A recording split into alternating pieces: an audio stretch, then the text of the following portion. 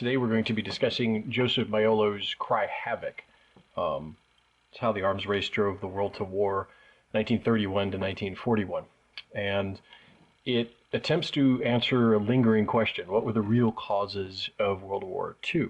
Many of the books that come out or have come out up to this point typically follow one of a few lines. Recently, there's been some new books that came out that attempt to kind of synthesize a lot more of the scholarship that comes out and kind of break free of the propaganda that's prevalent or the residual of propaganda from World War II that does tend to continue to infect some of the World War II scholarship of today. So Joseph Maiolo kind of takes a unique look at the road to war, specifically drawing upon a lot of the Soviet forces and more of the economic and social forces from those economic push-pull forces in the nations to show how the economy and indeed an arms race that occurred well before either Hitler took power or the Japanese invaded Manchuria was already at play. And that force drove various nations either to totalitarianism during the war or before the war and was a cause of the war itself.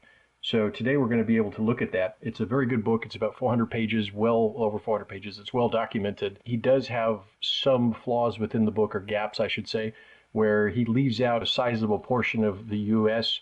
buildup prior to World War II. So it does kind of continue the U.S. as the savior of World War II, or the good guy in the end of World War II, kind of mythos that comes. So he still plays into the history or the mystery of that. However, what we'll do today is on the whole, though, it's a very good book for showing those dynamics and how an arms race by one country forced another country to respond, and therefore another country responds to that, kind of the domino effect that eventually leads to both totalitarianism within countries and the war itself.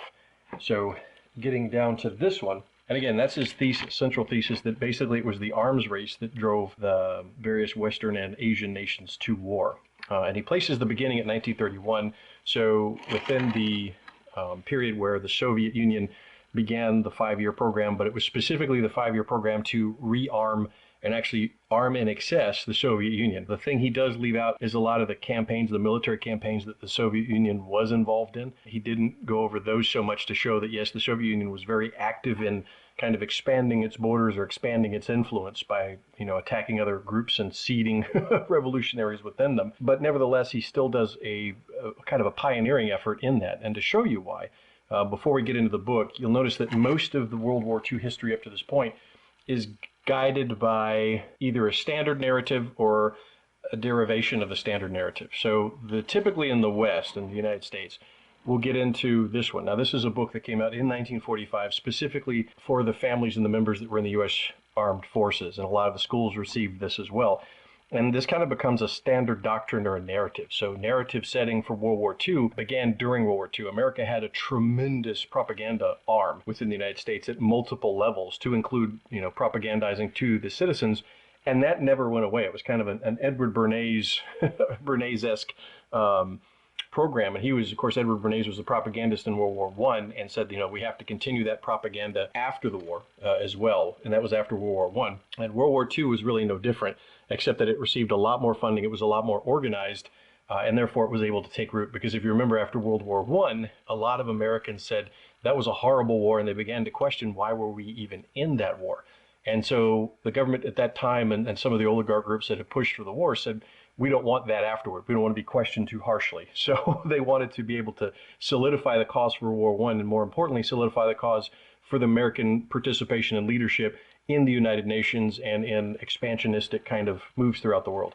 So this one was, again, this is 1945, U.S. and Britain. If you'll notice there, the British have contributed to this one in a great deal. There was a lot of push for the British to kind of graft themselves onto U.S. power structures and to be able to use them.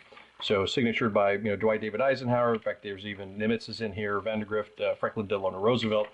So it seems very official, very very much in there. But if you'll notice in the very beginning, so here we are on page 5, the reasons for the war. And they basically say that the Treaty of Versailles has been criticized as both too severe and too lenient. Events has proved that it was too lenient. It failed to recognize the psychology of Europe, for which 300 years have been a breeding ground for war. And its compromises with its diplomatic exchanges, it placed too great faith in the pledges of the warmongers. So in other words, this is again making the case for the United Nations. We can't trust Europe on its own it's eventually going to go to war. It's had 300 years of war. It's just going to keep going into war. You can't trust them. Not the fact that why were we even in that war, but there it is. It failed to lock the doors of opportunity to which the Hitlers and Mussolinis and Tojos of the world were later to step. It failed to comprehend the greed and avarice of men imbued with the ambition for world conquest. Provisions which constricted them for a time were not vigorously enforced. It placed too great stress on economic reconstruction and restoration of trade without taking into consideration the elements in human nature which plot and conspire against the world's peace. So it's saying that war is basically three guys took advantage of it. These people are always fighting. The dictator, the strong man, comes to the forefront and can create a global conflict. That's the strong man argument, so to speak, or the big man argument. It's prevalent throughout history. You'll always see someone points to Napoleon or George Washington, you name it, and that person is the only thing going on, right? It's simply their force of will, which is funny because that kind of goes along with the propaganda that actually put the dictator there in the first place. Like, only I can save you from X, Y, and Z that's threatening us, right? So essentially that's kind of what this is. And you can see where it argues already for a basically United Nations or an American-led United Nations intervention in this. That has to be controlled. The politics of these other nations has to be controlled, not just the economies. And so that begins this narrative. And for probably about 30 to 40 years, that standard narrative of the big man theory was there. And then sometimes they would say, okay, Versailles was too harsh and there wasn't enough, and this was after the Marshall Plan became a big deal in Europe, that economic aid to Europe, then we should have helped out because it was the economics, the collapse of Germany and the economy in Germany that then created the fascism that then created World War II. So some variation of this with a modification based upon their ideas of, do we need to supply economic support or is it just political control? And that went back and forth. Then there are other books that come into play a little bit later. This is a pretty good one. This is one of the bigger attempts at a big picture about what were the causes of World War II. And you'll see this lately, and a lot of times I call it kind of it's not this book, but other books will try to make the Pacific War into a bookend with Europe. In other words, it has to make sense to the Americans. It's not two separate wars that kind of bled together. They have to make sense, and that's why they'll say Japan's rise to militarism is the same as Nazis' rise. And even in the 30s, they even call it the decade of fascism, right? Even though fascism had begun arguably in America in the 1900s under Woodrow Wilson. And actually, the plans were laid in even before Wilson took office with folks like Colonel House, and even the Progressive Party, the Bull Moose Party under Roosevelt, had a lot of those kind of fascistic structures within it that they wanted to implement within the United States. In this one, it's Gerhard Weinberg. He actually does a good job with trying to blend in a lot more. He's one of the few authors that actually show that the Soviet Union was on the side of Germany more than it was not in the beginning. The Soviets actually enabled Germany to invade France. If they didn't have the supplies from the Soviet Union, they would not have been able to do that. Of course, everyone knows they divided up Poland, but it also talks about the Soviet Union. That was the best trade deal Stalin ever gave. It wasn't just a cautious ally or an ally because he had to. He was actually very eager. The only time that the balance of trade went in that way was with Hitler. In other words, Stalin was very much supporting Hitler. It wasn't kind of a convenience. So he goes into this and he says that it was basically two separate wars, and it was the expansion of both of those and the resettling of unanswered questions or unanswered territory from the Treaty of Versailles. And that is to an extent true. It is that. So he typically goes in there. Of course, he shows here that the Soviets are actually trying to join the Axis powers, which kind of does away with a lot of, the myth of World War II that it was Democrat versus the fascist, because, where does the Soviet Union lie in that, right? where does the British rule of India lie within democracy? He does a fairly good job of it, but again, it goes back to the standard, the political radicalization and militarization then made the war, right? And so that's kind of what he says, and then he answers the question about Russia. They were on the militarist fascist side until they got attacked by Hitler, and suddenly they were thrust into the Allied camp. And that answers the dichotomy that's always within World War II, is how could it be a war for democracy if the Soviet Union is one of your partners, right? It isn't. So that's how Gerhard Weinberg actually answers it. And as you see, it's a very, very thick book, over 1,000 pages, but very good. But again, he leaves out some. With most books, you either have to focus on Europe or the Pacific. This is one that focuses on the Pacific, and this is kind of a different one. This is by John Dower. And he more or less argues that it's kind of a racial fight between America and Japan. And even in these different lenses, so if you take different lenses, you see different factions of what happens within conflict, or the lead up to conflict. And there's always different factors. There's never one factor that determines the outcome of everything. There's always a number of contributing factors that lead to the conflagration, which then create a war. And part of that is, in this one, he does show, probably for the first time for American audiences, that there was a tremendous racial component within the war between America and Japan.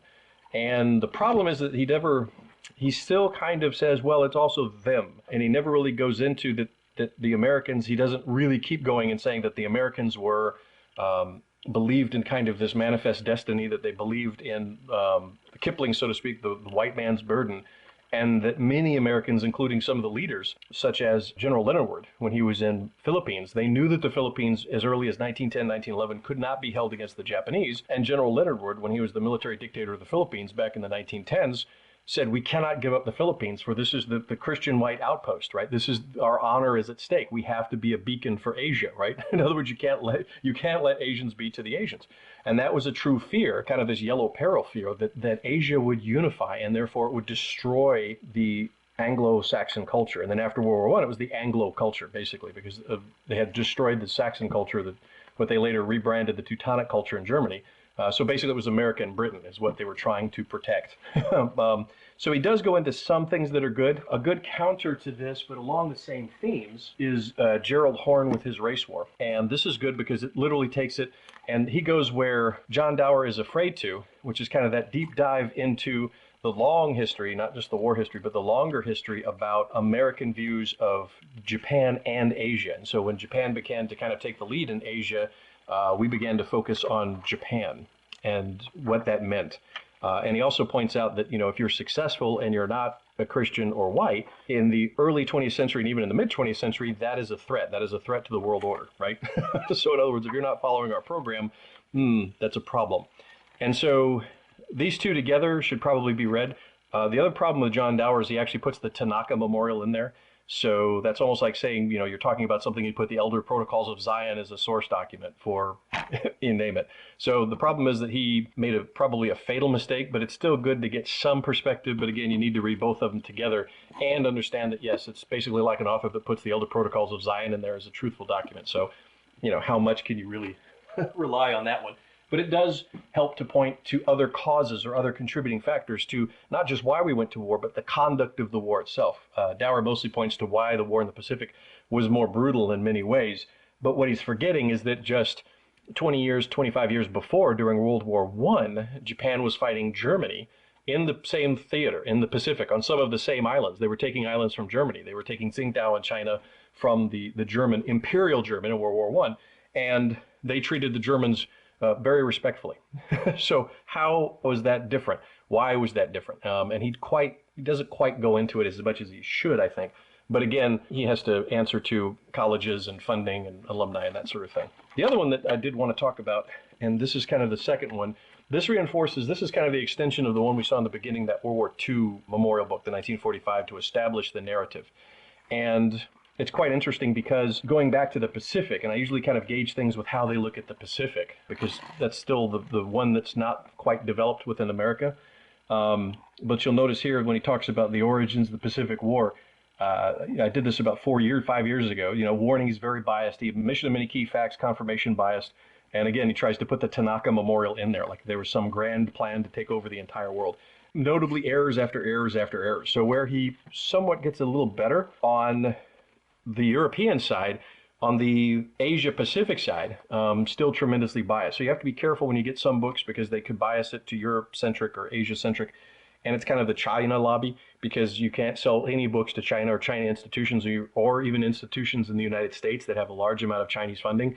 They will knock down a lot of your scholarship with their dollars if it doesn't comply with kind of CCP narratives. So it's kind of funny how the United States and the CCP actually, in some cases on history, are carrying each other's water for that. And who suffers? Well, the truth. But in this one, I did want to point this out. So this is of course, Williamson Murray Allen Millett, A War to be Won, Fighting the Second World War. Again, he goes into a lot of the big man theory and the political, but he does make a note that the Soviet Union's economic preparations for war had begun in the late 1920s with the first five-year plan. Stalin feared that the capitalist powers were preparing an invasion. Not surprisingly, much of the economic buildup took place east of Moscow in the Urals and Siberia. By the late 1930s, these efforts had created the military and industrial complex of enormous potential. In 1939, Soviet industry raised defense production by 46.5%. From January 1939 to June 1941, 105,000 machine guns, 100,000 submachine guns, 82,000 artillery tubes and mortars, over 1,800 tanks, 1,500 anti-tank guns, and over 2,700 aircraft rolled off the production lines. This economic capacity explains much about the Soviet Union's survival after the grim defeats of 1941. For Stalin, the logic of politics demanded the liquidation of potential as well as overt enemies, and so he would go through and kill and eliminate potential enemies. If you're maybe going to come up, that's it. He also feared the Red Army as much as he was going to use it. That's why he never wanted to, in the beginning, arm it. But again, good for Murray and Millett, because they say, the first 5-year plan, he was already mobilizing. But what he misses, well, that causes other nations that domino effect, right? So if you, being a massive expansionist power that everybody's kind of worried about, the inheritors of Bolshevism and all the violence that brought about into Europe and Asia, and then now you're getting all these arms, that's a very scary thing. So that's what Maiolo kind of takes that ball and runs with it and really shows how it dominates. But notice also that was the first 5-year plan. Maiolo, as we'll see, points to the second 5-year plan. Now, a key point to remember is the United States was in many ways involved within the Soviet Union, even as we had it non-recognition initially before FDR came in, and we were supposed to be under embargo. Henry Ford, that Henry Ford, before he went to Nazi Germany, he went to Soviet Russia and assisted the Soviets in rebuilding their industry. Other magnates such as Arm & Hammer also went there and help rebuild their industry. So that 5-year program would not have been accomplished. That production would not have been accomplished if it had not been for folks like Ford and others who brought the techniques of mass manufacturing and industrial line production to the Soviet Union. In addition, the Soviets were still working with the Germans, both the Weimar Germans and later with the Nazi Germans, in doing trade as far as technology and industrial capacity to them. That's one of the reasons that Stalin was so helpful to Hitler. So in front, they somewhat would have an argument, but otherwise not. This is the final one I wanted to mention. This is interesting. So this is one by Niall Ferguson, and a very good one, A War of the World. He places the conflict of World War II in a very fascinating way. He actually says it's 1903, 1905 to 1953, the end of the Korean War. So kind of the beginning of the Russo-Japanese War to the end of the Korean War. I would even push it back to about the 1890s, because really the Sino-Japanese War was kind of positioning so that Japan could be able to defend against the West, because they recognized China at that time, or the Manchu Empire, I should say, as kind of the sick man of Asia. And they said, well, that's not going to work, right? So they tried to move Korea out of that orbit, out of that sphere of influence.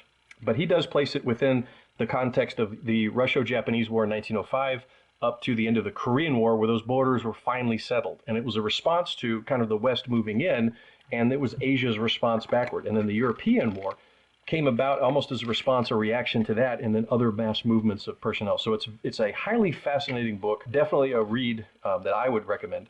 And like I said, it's about 700, 680 pages roughly of workable text, and then a lot of references. So I've checked his references out, very good, but excellent, and a new way of being able to look at some of those alternative factors that contributed to World War II. And if we break it free of the Versailles Treaty, we actually see there were a number of causes, those tensions, those geopolitical tensions that were already inherent within the players that eventually became the World War II. So, looking at it just from Versailles, whether it's a failure that Versailles was too weak after World War II, we're trying to claim, or after the Marshall Plan and we've now captured Europe, it was too harsh because we want to look like the soft guy here. We want to give economic assistance and that sort of thing, is another point. So let's go now to the main topic here, which is Cry Havoc, Joseph Maiolo. So as I said, his main thesis is that it was the arms race. He begins it from the second 5-year plan, but I would argue it's actually the first 5-year plan. The Soviets were always expansionistic. The very first thing they did once they took power was they invaded Poland. And then they moved forward, and then they grabbed the puppet state of Mongolia in Asia.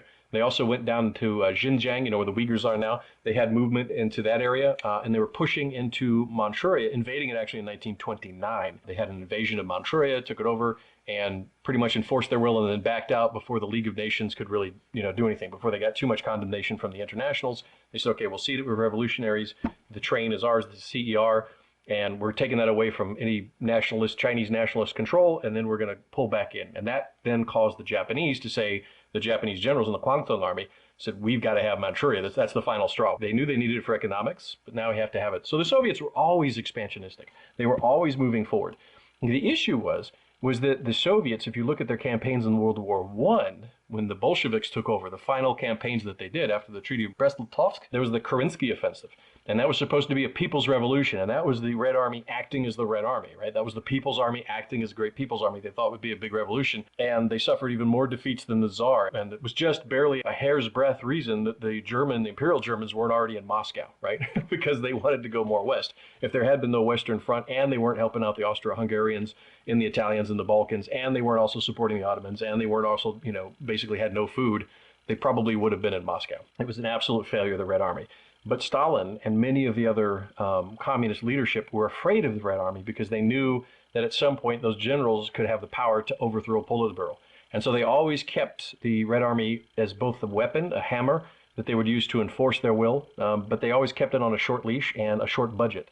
Tukhachevsky was the Russian general that said, look, in order to do this worldwide revolution, B, to get back into the game of pushing, red colonialism, to push our borders out and make commands of the areas that we want to influence around this giant that's Russia in both Asia and Europe, we're going to have a big army, right? There's a war coming. It's just going to happen. Now, remember, this is in the late 20s. Remember that we learned from in the other one, 1920s, that they believed that the capitalist countries were coming for them, right? It's going to happen.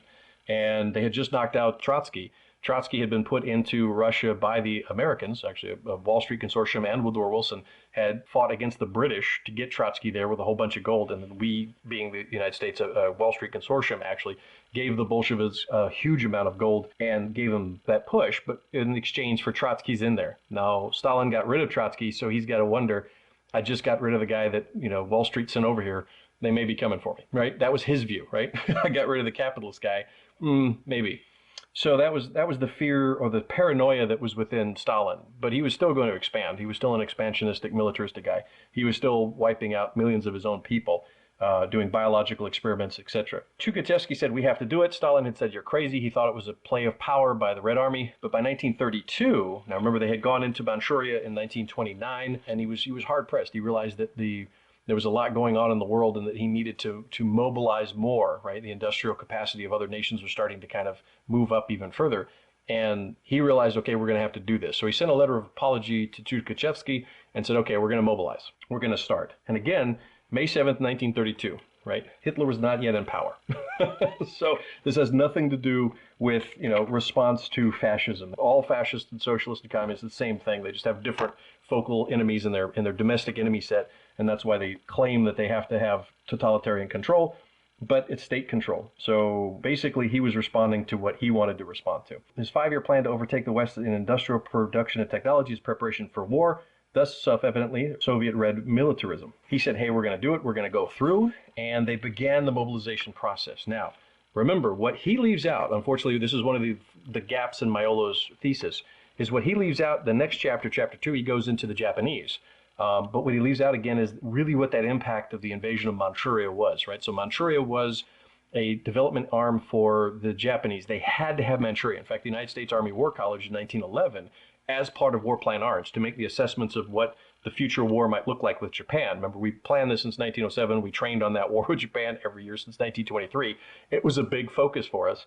And the Army War College in 1911 said, presciently, because it didn't happen until 20 years later, the United States Army War College in 1911 said Japan is going to invade and take over Manchuria because they're going to have to. Why? Because that's what we would do in their position. If we had no resources, and it's right there, and there's a civil war going on in the Asian continent, right? So there's the nationalistic Chinese, various factions of nationalistic Chinese. There's the Anhui, the Chile faction, the Kuomintang faction, the CCP faction, varieties of CCP faction, factions within factions. And then the legacy of the Manchu warlord is there, right? Zhang Zhulin. So what do we do? And the U.S. would said, the Army war planners are like, well, we take Manchuria, right? We got to stabilize it because also Russia's right there, who's the prime enemy of Japan. Not the United States. Soviet Union was the prime enemy of Japan. He goes in about Colonel Ishiwawa and he shows how the Japanese had to focus on autarky. And this is a very good point and one that is missed by most observers today, especially folks like, for example, Sarah Payne, who think it's all some kind of strange Bushido thing. Just a quick pause. Some other good books. Japan Prepares for Total War, The Search for Economic Security, 1919 to 41, Barnhart. And Maiolo reflects a lot of the Japanese economic theory that was going on during this period. Very important. The other book that's very important is Bankrupting the Enemy, the U.S. Financial Seizure of Japan for Pearl Harbor, showing we knew the weak spots within the Japanese economy and how to hit it prior to Pearl Harbor to kind of put them on the off foot before the attack. And so comparing the notes from both, they dovetail a lot. And it is basically this, that Japan knew after World War I, as every other nation did, that a total war approach, a total all-of-nation economic approach is absolutely necessary in a modern war. You have to mobilize everything. And that's also central to Maiolo's thesis, is that in a modern war, the entire nation has to be mobilized. In other words, you can't let the companies on their own are going to be able to do it. You have to nationalize everything and coordinate the distribution, the production, the resource extraction, the research and development, the testing, the distribution, you name it. All of that has to have a kind of a central focus in order to ensure that what you need downrange is there on time and exactly what the folks downrange need or in the battlefield. So that is what he's talking. So the Japanese, looking at this, they have a big problem. Now, the United States doesn't have anything close to this. We're arguably the only nation at that time that had autarky. We had everything we needed within our land. Problem is we didn't have markets, so we would go to war to open up markets and keep trade routes open so we could keep those sales outside the United States going. That was our problem at that time, not now. But back then, that was what we were looking at. Japan had the opposite problem. They didn't have any economy. They didn't have anything within their borders that they needed to maintain a modern state. Everything was right across the street, so to speak, in Manchuria. And so initially, they were looking at, okay, we're going to self-develop Manchuria. They got along with Jiang Zuolin, but then the Soviet Union assassinated the elder marshal, as he was called, and his son took over. And his son was more in line with, okay, I'm not sure if he really wanted that, to rule Manchuria. So he kind of started to put his feelers out to Chiang Kai-shek. And then he was also afraid of the Russians. And he thought, well, between the Russians and the Japanese, the Russians have a better chance of coming in here and beating me up. So I'm going to kind of do what they want to do and go along with Chiang Kai-shek. The Russians did support Chiang Kai-shek over Mao at different periods of time. And during that time, they were more in line with Chiang Kai-shek and the Kuomintang than they were with Mao. So the Japanese were looking at a lot of things and how they had to do. Russians invaded in 1929 in Manchuria, then pulled back out after seating revolutionaries. I remember when you invade Manchuria, you're right there in the border with Japan, right? Because Korea was part of Japan. It was a state of Japan at that moment. And so you're on the border with Japan. So Japan invaded Manchuria and then tried to develop it, but they needed 7 years of peace to develop it.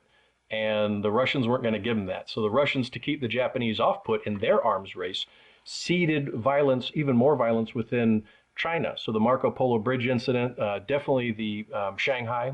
So they were able to get General Zhang down in, he was in command of the 88th and the 100th Division in Shanghai, disobeyed an order from Chiang Kai-shek and attacked the Japanese in Shanghai. So in other words, the glide path after the Marco Polo incident, they were settling those issues. They were signing agreements saying, okay, we've diffused the tensions because Chiang's like, I'm not going to, we don't have time for this right now. We're not ready. And Zhang, on orders from Moscow, said, okay, I'm going to go ahead and launch the offensive and drag this war all over China. It's going to be right here in Shanghai in front of the international community, and we're going to bog Japan down. And they did. And Japan was now bogged down in 1937 in the Second Sino-Japanese War, and they were unable to exploit and develop any industry as much as they needed within Manchuria. So much so that by 1939, when there was a large incursion of border incidents between the Soviet Union and Japan, accumulating in the Monhan, but not the only one, they didn't have enough anti-tanks. In fact, a couple of battles, they had no anti-tank armament. They could not produce anti-tank armament.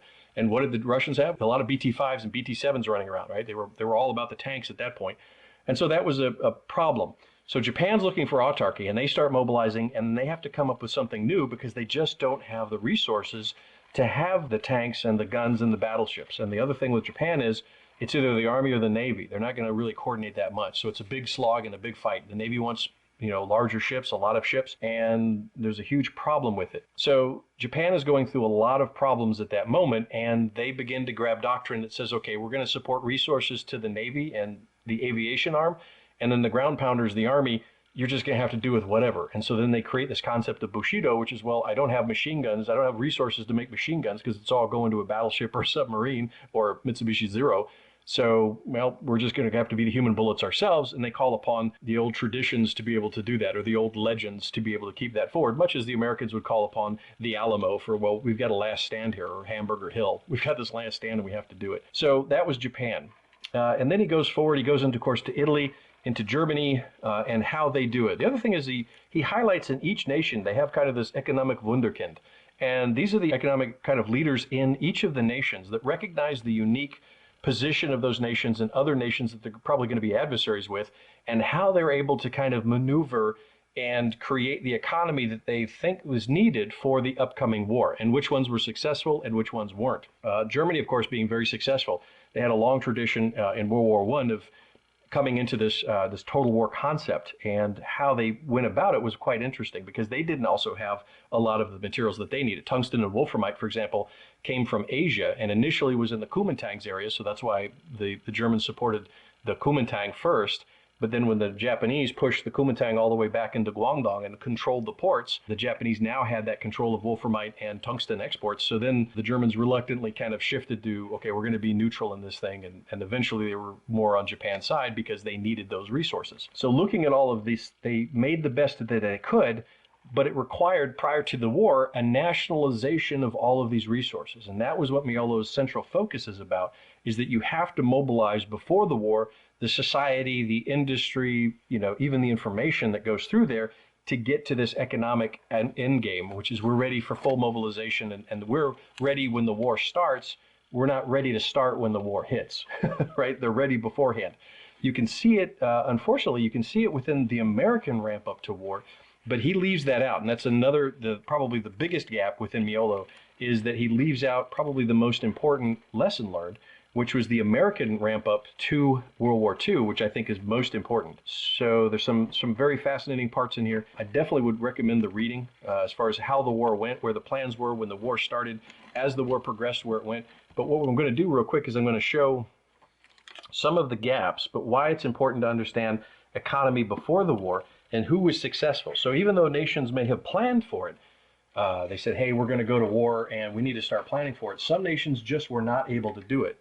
Japan, for example, Italy, for example, they just didn't have the resources available to be able to get up to a total war footing against giant industrial nations like the United States. And in here, he says, okay, Russia was already, and so this is the tally. I'll set up the tally of nations that he says and what their glide paths are. So you had USSR, Russia, and then he goes into Japan, and then we had Italy, we have Germany, UK, and then almost as an afterthought, he kind of has the US. And what he says is, okay, out of all of these nations, the only one that was already totalitarian, dictatorial, the whole of state, right, because they're 5-year programs that they'd had, was the USSR. And they're the ones that got the ball rolling because they were already there. They're now focused their entire whole of state approach on mobilization.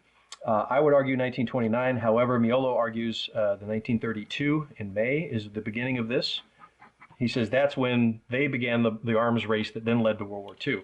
And they were already totalitarian, right? So that's an important point, that they already were there. Now he says Japan, when they're starting to look and mobilize, Ishiwata and other kind of military economists were looking at it, and the only way they could do it was through Manchuria. And so that was one of the reasons that the army, the Kwangtung army, disobeyed Tokyo and took Manchuria. Part of it was, of course, the security factor, but the other was the resources there, they just had to have them. And then they had to hold them for about 7 years and develop that region in order for it to even pay a benefit. The other thing was the strike south.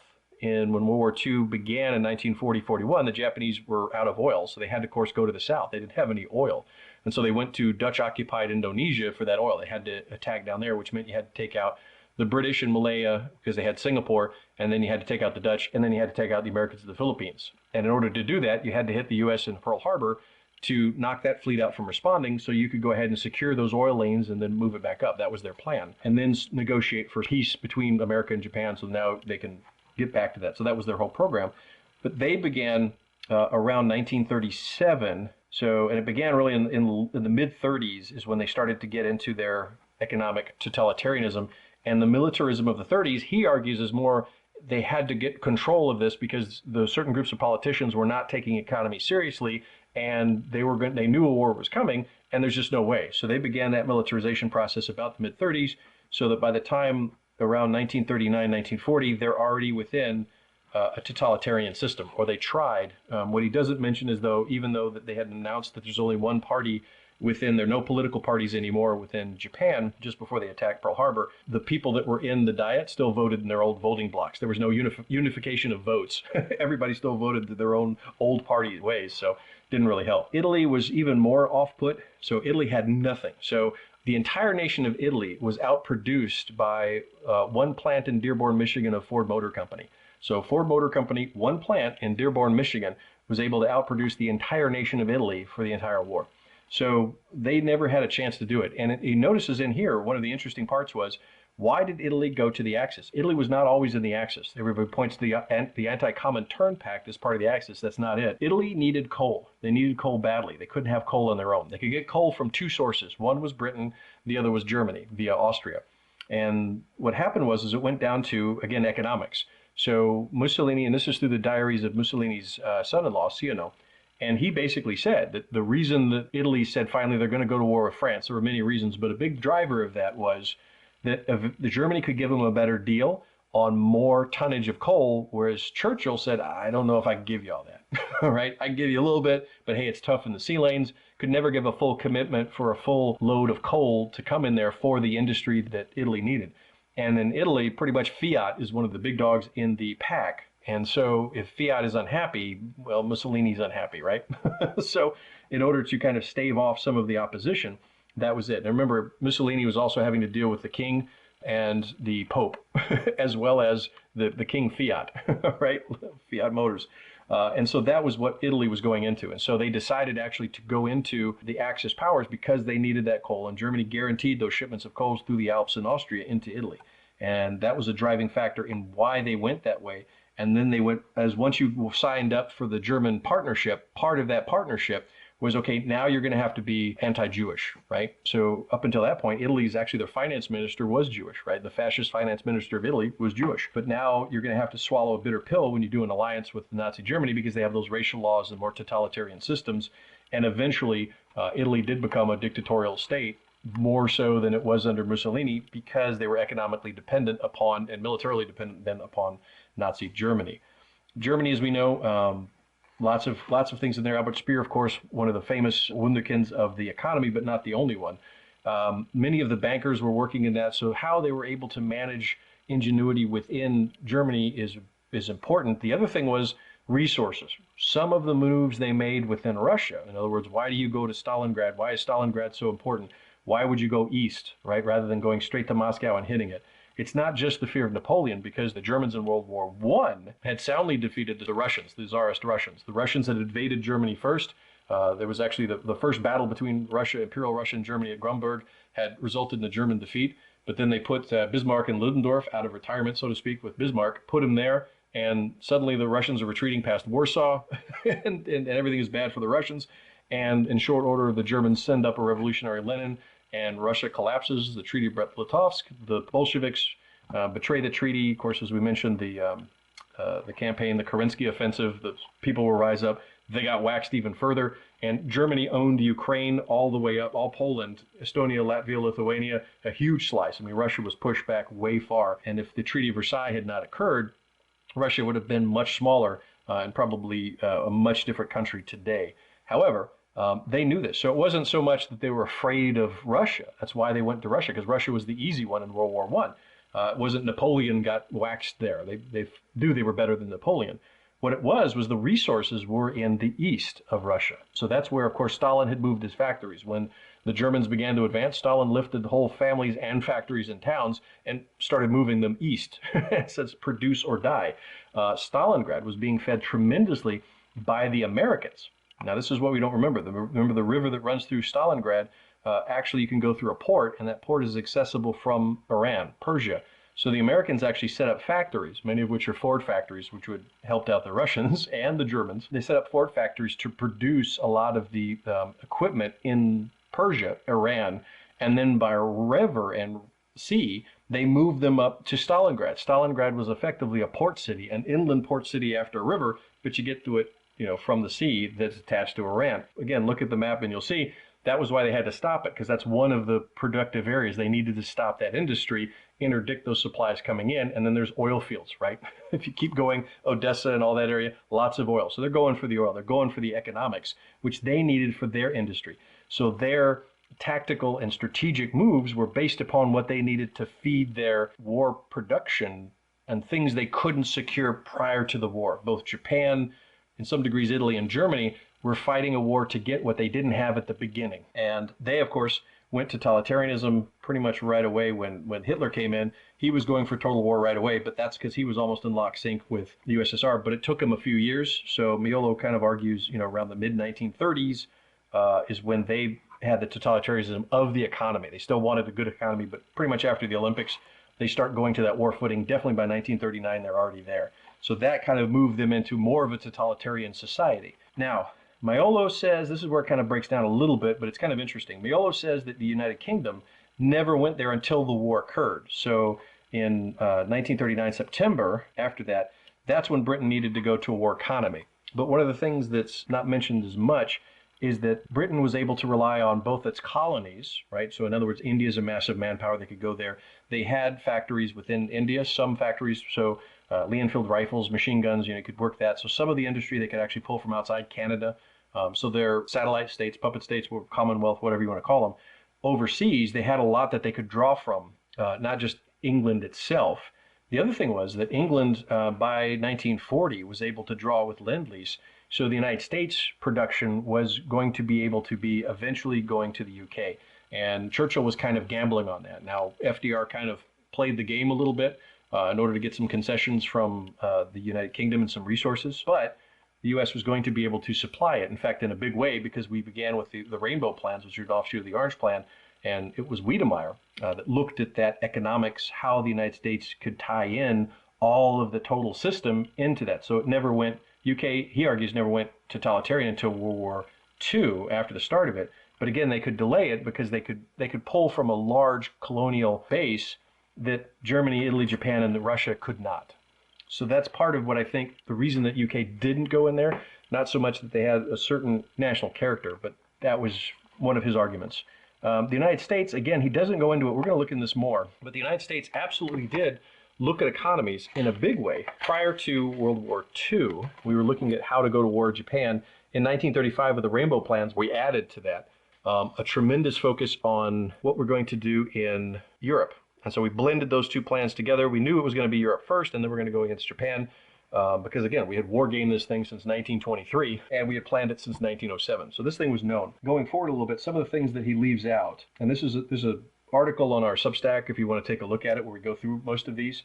But I really want to focus on the United States. So the United States began well before 1935. So Maiolo in his book argues that in 1935, because of the war, because the Nazis were moving up, because the problems with Japan and China, because of that, that's when the United States says, okay, reluctantly, we're going to go in there, right? So he assigns motive because of the date. The problem is that well before 1935, the United States was already beginning this arms race. Now, everybody was planning. The United States had planned, like I said, much earlier, 1923. The reason we didn't build up in 1923 so much is we were actually, after World War I, in an arms race with Japan. We were building destroyers, or excuse me, battleships, dreadnoughts, depending on what newspaper you read, they're still using the older term. But there was an arms race, and the Washington Naval Limitations Treaty was about as much about the United States managing that arms race because it needed to reinvest economy back home for domestic production, and it was worried about if it kept on that wartime production that we wouldn't economically recover from the war, right? Wilson was out, Coolidge was coming in. It was a different kind of management system going on. But we knew that, and it takes forever to arm a navy, and the oceans themselves kind of protect us. As long as we have a certain mass on the ocean, we're fine. And at that point, we could focus everything on the Pacific because we'd pretty much secured the Atlantic, right? We had treaties with Britain, understandings with Britain, and so that was where we stood, and we could focus everything on the great expanse of the Pacific, would defend most of us, and by the time the Japanese could field any fleet within our home waters, we had them, right? So it wasn't that urgent.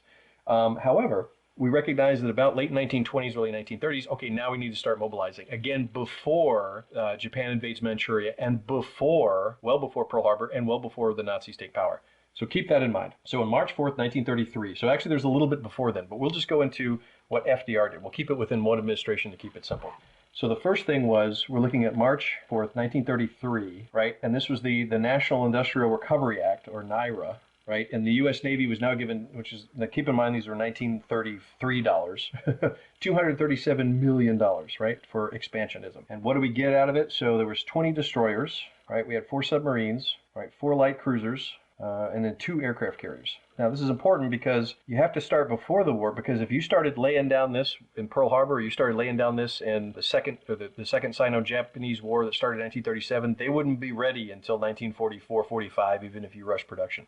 So beginning and putting them in the pipeline early is absolutely crucial, because these hulls, these ships, were completed, and you have to do a shakedown cruise and work integration of equipment. There's a lot to do once that thing slips from the berth into the water. It's not done then, right? It's not berthed suddenly and ready to go. There's a lot of work after it slides off that berth into the water that you still have to do, shakedown cruises and all sorts of things that have to be worked out to really get the bugs out of this thing before they're combat ready. So this is about, almost 10 years before the war, but they're ready by the time of the war because they were laid down this early. That's very important. And it's interesting because Maiolo had mentioned the 2 aircraft carriers as a 1935 project, but they weren't. They were funded and approved in 1933. And that is one of the flaws, again, in Maiolo, is that he doesn't look at budget authorizations, right? So, and even in budget authorizations, there's actually work that's done before then. The Navy board says, this is what we want. The Secretary of the Navy goes, okay, this is what we're going to ask Congress for. And then it comes through the appropriations process. So sometimes you could look 3, 4, 5 years before that is when they're actually asking for it. And then it's only approved here with budget. And then you start working it, right? So in some cases, depending on the program, you can see years between when they're authorized and when it's set out. So in this case, it's very important to understand this money was approved in 1933, not 1935, where Maiolo actually mentions it. So that's very important where you do this, because he was saying we began the mobilization because the Japanese rejected the second Washington Treaty that they were negotiating in the 1930s. The other thing Maiolo fails to address was that the Japanese didn't reject it out of hand. They simply said, we're going to negotiate, but we want an equitable basis between us and America and the rest of the world. Before, it was an unequal ratio, right? So, and that was in the 20s when America only had the Pacific to guard, didn't need to look at the Atlantic. And besides, it said it was going to be isolationist, supposedly, so it's not going to be the world police. So why do you need all that, right? And Japan had a legitimate point, is that, well, why don't we be equal here? All things equal, why aren't we equal, right? And so that was what they rejected. And they simply said, if you give us a proposal that's more equitable, we'll come back in the negotiations. The United States just didn't say anything. And so the Japan pulls out. So that's the reality of it.